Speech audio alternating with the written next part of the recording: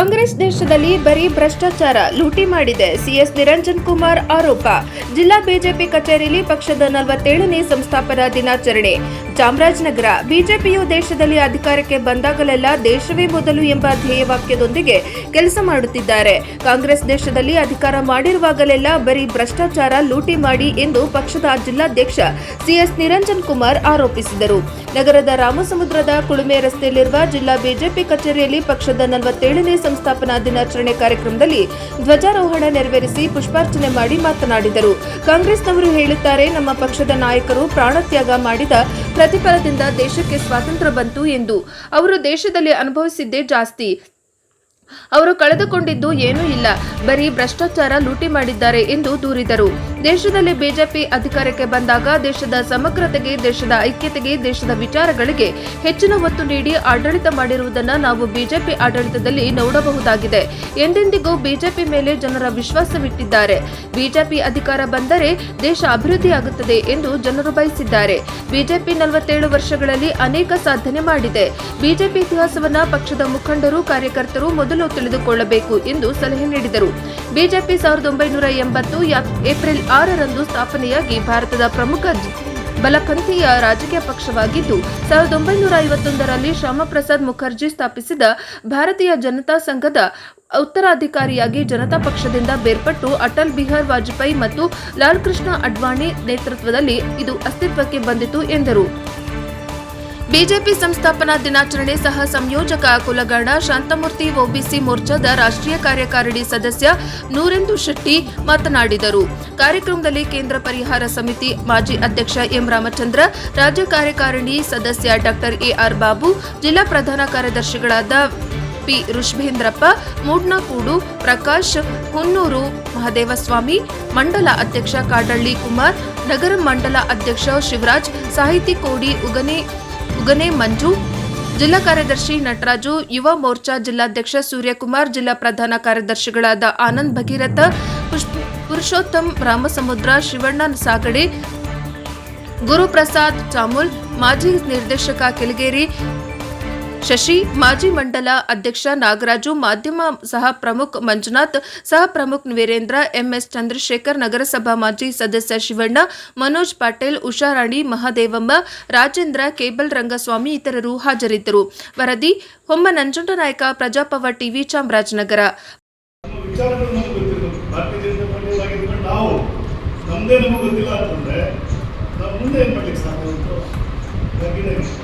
ನಮ್ಮ ವಿಚಾರಗಳನ್ನು, ನಮ್ಮ ಇತಿಹಾಸವನ್ನು, ನಮ್ಮ ನಾಯಕರು ಇದೆಲ್ಲ ಶ್ರಮ ಹಾಕಿದ್ದಾರೆ, ಎಷ್ಟು ಪ್ರಾಣತ್ಯಾಗ ಮಾಡ್ತಾರೆ. ಪ್ರತಿಫಲ ಇವತ್ತು ಕಾಂಗ್ರೆಸ್ನವರು ಹೇಳ್ತಿರ್ತಾರೆ, ನಮ್ಮ ನಾಯಕರುಗಳೆಲ್ಲ ಅನೇಕ ಜನ ಪ್ರಾಣತ್ಯಾಗದ ಪ್ರತಿಫಲ ದೇಶಕ್ಕೆ ಸ್ವತಂತ್ರ ಬಂತು ಅಂತ ನಮ್ಗೆ ಗೊತ್ತಿರೋದು. ಆದರೆ ಕಾಂಗ್ರೆಸ್ನವರ ಪ್ರಾಣದ ಪ್ರತಿಫಲ, ಪ್ರಾಣತ್ಯಾಗದ ಪ್ರತಿಫಲ ಅಂತ ಅವರು ಹೇಳ್ತಿರೋದು. ಅದೆಲ್ಲ ಕಾಂಗ್ರೆಸ್ ಒಂದು ಮೂಮೆಂಟ್ ಅಷ್ಟೇ ಗೊತ್ತು, ಮೂಮೆಂಟ್ ಅದು. ಕಾಂಗ್ರೆಸ್ನವರು ಈ ದೇಶದಲ್ಲಿ ಅವರು ಅನುಭವಿಸಿದ್ದೇ ಜಾಸ್ತಿ, ಕಳ್ಕೊಂಡಿದ್ದೆಲ್ಲ ಜಾಸ್ತಿ. ಅವರು ಈ ದೇಶದಲ್ಲಿ ಅವರು ಅಧಿಕಾರ ಬಂದಾಗೆಲ್ಲ ಅವರು ಬರೀ ಭ್ರಷ್ಟಾಚಾರ, ಬರೀ ಲೂಟಿ ಇಂಥದ್ದು ಮಾಡ್ಕೊಂಡು ಬಂದಿದ್ದೇ ಜಾಸ್ತಿ ಹೊರತು. ಆದರೆ ನಾವು ಅಧಿಕಾರ ಬಂದಾಗೆಲ್ಲ ನೋಡಿ, ದೇಶಕ್ಕೆ, ದೇಶದ ಸಮಗ್ರತೆಗೆ, ದೇಶದ ಐಕ್ಯತೆಗೆ, ದೇಶದ ವಿಚಾರಗಳಿಗೆ ಜಾಸ್ತಿ ಒತ್ತನ್ನು ಕೊಟ್ಟು ಆಡಳಿತವನ್ನು ಮಾಡುವಂಥದ್ದು ನಮ್ಮ ಆಡಳಿತ, ಬಿಜೆಪಿ ಆಡಳಿತ. ಹಾಗೆಯೇ ಭಾರತೀಯ ಜನತಾ ಪಾರ್ಟಿ ಬಗ್ಗೆ ಜನಗಳಿಗೆ ವಿಶ್ವಾಸ ಇರುವಂಥದ್ದು ಇವತ್ತಿಗೂ.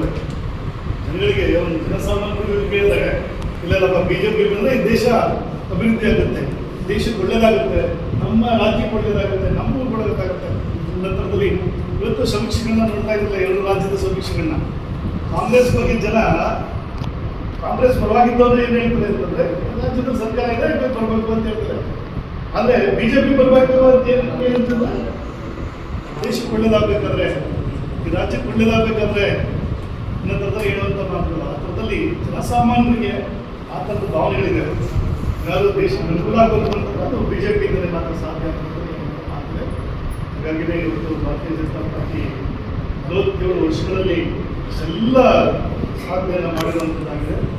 ಹಾಗಾಗಿ ನಾವೆಲ್ಲ ಸಂಭ್ರಮ ಪಡುವಂಥ ದಿನ ಇವತ್ತು ಹಬ್ಬವಾಗಿ ಆಚರಣೆ ಮಾಡಬೇಕಾದಂಥ ದಿನ. ಹಾಗೆಯೇ ನಾವೆಲ್ಲ ಈ ತೋರಣಗಳನ್ನೆಲ್ಲ ಕಟ್ಟಿ, ಬಾವುಟ ಕಟ್ಟಿ ಸಂಭ್ರಮವನ್ನು ಆಚರಣೆ ಮಾಡೋದ್ರಲ್ಲಿ ಸಾಧ್ಯ.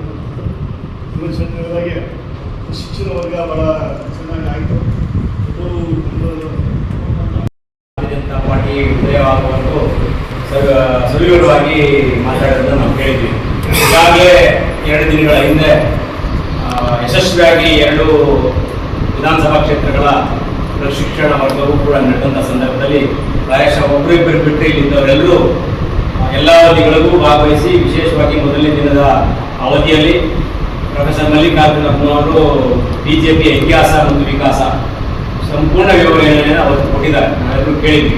ಆದರೂ ಮತ್ತೊಮ್ಮೆ ಅದನ್ನು ಪುನರ್ಮನನ ಮಾಡಿಕೊಳ್ಳೋದು ಒಬ್ಬ ಭಾರತೀಯ ಜನತಾ ಪಾರ್ಟಿಯ ಕಾರ್ಯಕರ್ತನಾಗಿ ನಮ್ಮೆಲ್ಲರ ಬಾಧ್ಯ ಕರ್ತವ್ಯ. ಪ್ರಾಯಶಃ ಆವತ್ತು ನೀವೆಲ್ಲರೂ ನಿಮ್ಮೆಲ್ಲರ ಅನುಭವ ನಿಮಗೆ ಖುಷಿ ತಂದಿದೆ ಅಂತ ನನಗನ್ಸುತ್ತೆ. ಆ ಥರದ ಯಶಸ್ವಿ ಪ್ರಶಿಕ್ಷಣ ವರ್ಗ ನಮ್ಮ ಜಿಲ್ಲಾಧ್ಯಕ್ಷರ ನೇತೃತ್ವದಲ್ಲಿ ತುಂಬ ಚೆನ್ನಾಗಾಯಿತು. ನಮ್ಮ ಪ್ರಧಾನ ಕಾರ್ಯದರ್ಶಿಗಳು ಜೊತೆಗೆ ಸಂಚಾಲಕರು, ಸಹ ಸಂಚಾಲಕರು ಎಲ್ಲರೂ ಕೂಡ ಶ್ರಮ ಹಾಕಿ, ಮಂಡಲದ ಅಧ್ಯಕ್ಷರುಗಳು, 3 ಮಂಡಲ ಅಧ್ಯಕ್ಷರುಗಳು ಕೂಡ ಅವರ ಶ್ರಮ, ಅವರ ಜೊತೆ ಕೈ ಜೋಡಿಸಿದಂಥ ದಾನಿಗಳು, ಇವೆಲ್ಲರೂ ಕೂಡ ಮತ್ತೊಮ್ಮೆ ಧನ್ಯವಾದ. 46 ವರ್ಷಗಳ ವಸಂತಗಳನ್ನು ಪೂರೈಸಿ 47ನೇ ವರ್ಷಕ್ಕೆ ಕಾಲಿಡ್ತಾ ಇರ್ತಕ್ಕಂಥದ್ದನ್ನ ಇವತ್ತು ಒಂದು ಸಂಭ್ರಮದ ದಿನಾಚರಣೆಯಾಗಿ ಆಚರಿಸಬೇಕು ಅಂತ ಹೇಳಿ ಇಡೀ ರಾಷ್ಟ್ರದಲ್ಲಿ ಕಾರ್ಯಕ್ರಮಗಳನ್ನು ನಡೆಸ್ತಾ ಇದ್ದಾರೆ. 1980ರಲ್ಲಿ ಭಾರತೀಯ ಜನತಾ ಪಾರ್ಟಿ ಏಪ್ರಿಲ್ 6ರಂದು ಉದಯವಾಗ್ತದೆ. ಭಾರತೀಯ ಜನತಾ ಪಾರ್ಟಿಯ ಉದಯಕ್ಕೆ ಏನು ಕಾರಣ ಅಂತಕ್ಕಂಥದ್ದನ್ನ ನಾವು ಈಗಾಗಲೇ ಒಂದಷ್ಟು ವಿಚಾರಗಳನ್ನು ತಿಳ್ಕೊಂಡಿದ್ದೀವಿ. ಭಾರತ ದೇಶದಲ್ಲಿ ಸ್ವಾತಂತ್ರ್ಯ ಪೂರ್ವದಲ್ಲಿ ಇದ್ದಂತಹ ಸಮಸ್ಯೆಗಳನ್ನ ಲಾಭವಾಗಿಸಿಕೊಂಡು ಸ್ವಾತಂತ್ರ್ಯ ನಂತರ ಅಧಿಕಾರಕ್ಕೆ ಬಂದಂತಹ ಕಾಂಗ್ರೆಸ್ ಪಕ್ಷ ನೆಹರೂರವರ ಒಂದು ಆಡಳಿತಾವಧಿಯಲ್ಲಿ ಬೇರೆ ಯಾವುದೇ ರಾಜಕೀಯ ಪಕ್ಷಗಳಿಲ್ಲದೆ ಕೇವಲ ಒಂದೇ ಒಂದು ಪಕ್ಷ ಅದು ಸ್ವಾತಂತ್ರ್ಯಕ್ಕಾಗಿ ಹೋರಾಟವನ್ನು ಮಾಡಿದಂತಹ ಪಕ್ಷವನ್ನ ವಿಸರ್ಜಿಸಿ ಅಂತ ಹೇಳಿದ್ರು ಕೂಡ ವಿಸರ್ಜನೆಯನ್ನ ಮಾಡದೇನೆ ಅದೇ ಹೆಸರಿನಲ್ಲಿ ಮುಂದಿನ ದಿನಗಳಲ್ಲಿ ಅದನ್ನು ರಾಜಕೀಯ ಪಕ್ಷವಾಗಿ ಬದಲಾವಣೆಯನ್ನು ಮಾಡಿಕೊಂಡು ಇವತ್ತು ರಾಷ್ಟ್ರದ ಅರಾಜಕತೆಯ ಕಾರಣವಾಗಿರ್ತಕ್ಕಂತಹ ಒಂದು ಕಾಂಗ್ರೆಸ್ ಪಕ್ಷ ಅಂತಿಮ ದಿನಗಳಲ್ಲಿ ರಾಷ್ಟ್ರೀಯತೆಯನ್ನ, ಹಿಂದುತ್ವವನ್ನ ವಿರೋಧಿಸುವ ಮೂಲಕ ಕೇವಲ ಅಲ್ಪಸಂಖ್ಯಾತರನ್ನ ಓಲೈಸುವಂತಹ ರಾಜಕಾರಣವನ್ನು ಮಾಡ್ತಾ ಇತ್ತು. ಅಂದಿನ ದಿನಗಳಲ್ಲಿ ಡಾಕ್ಟರ್ ಶ್ಯಾಮ್ ಪ್ರಸಾದ್ ಮುಖರ್ಜಿ ಅವರು ಸಹ ಏನು ನೆಹರು ಅವರ ಮಂತ್ರಿಮಂಡಲದಲ್ಲಿ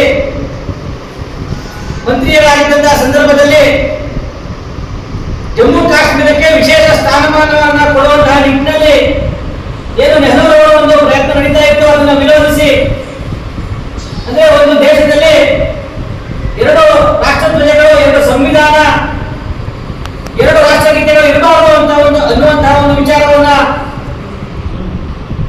ಇಡೀ ಜಗತ್ತಿಗೆ, ಭಾರತ ದೇಶಕ್ಕೆ ಆಂದೋಲನದ ಮುಖಾಂತರ, ಚಳವಳಿಯನ್ನು ಮಾಡುವ ಮುಖಾಂತರ ತನ್ನ ಮಂತ್ರಿ ಮಂಡಲದ ಒಂದು ಸ್ಥಾನಕ್ಕೆ ರಾಜೀನಾಮೆಯನ್ನು ಕೊಡ್ತಾರೆ.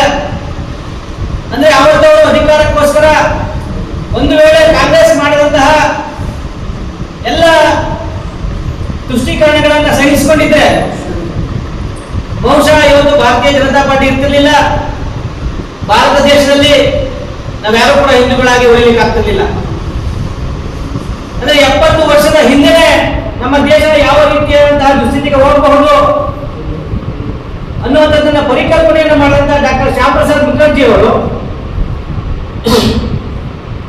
ತಮ್ಮ ಆಡಳಿತಾವಧಿಯಲ್ಲಿ ಏನು 1951ರಲ್ಲಿ ರಾಜೀನಾಮೆಯನ್ನು ಕೊಟ್ಟು ಹೊರಬಂದು ರಾಷ್ಟ್ರೀಯತೆಯ ಆಧಾರದ ಮೇಲೆ, ಹಿಂದುತ್ವದ ಆಧಾರದ ಮೇಲೆ, ನಮ್ಮ ಈ ಸಂಸ್ಕೃತಿಯ ಆಧಾರದ ಮೇಲೆ ಒಂದು ರಾಜಕೀಯ ಪಕ್ಷ ಅನಿವಾರ್ಯತೆ ಇದೆ ಅನ್ನುವಂತಹ ಒಂದು ಆಲೋಚನೆಯನ್ನ ಮಾಡಿ ರಾಷ್ಟ್ರೀಯ ಸ್ವಯಂ ಸೇವಕ ಸಂಘದ ಹಿರಿಯರನ್ನ ಭೇಟಿ ಮಾಡುವ ಮುಖಾಂತರ ಹಲವು ವ್ಯಕ್ತಿಗಳನ್ನ ನಮ್ಮ ಭಾರತೀಯ ಜನಸಂಘಕ್ಕೆ ಕಳಿಸ್ಕೊಡ್ಬೇಕು.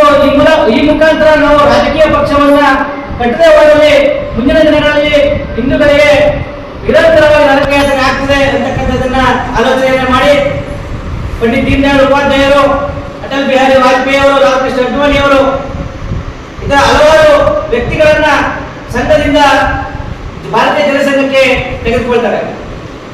ಭಾರತೀಯ ಜನಸಂಘವನ್ನು ಸ್ಥಾಪನೆ ಮಾಡಿ ಏನು ಒಂದು ದೇಶದಲ್ಲಿ ಇಬ್ಬರು ಪ್ರಧಾನಿಗಳು 2 ರಾಷ್ಟ್ರಧ್ವಜ 2 ರಾಷ್ಟ್ರಗೀತೆ ಇರಬಾರದು ಅಂತ ಹೇಳಿ ಅವತ್ತು ಹೇಳಿದ್ದು ಜಮ್ಮು ಕಾಶ್ಮೀರಕ್ಕೆ ವಿಶೇಷ ಸ್ಥಾನಮಾನ ಕೊಡ್ತಕ್ಕಂಥದ್ದನ್ನು ಕೂಡ ಅವತ್ತು ಡಾಕ್ಟರ್ ಶ್ಯಾಮ್ ಪ್ರಸಾದ್ ಮುಖರ್ಜಿ ಅವರು ವಿರೋಧಿಸಿದ್ರು.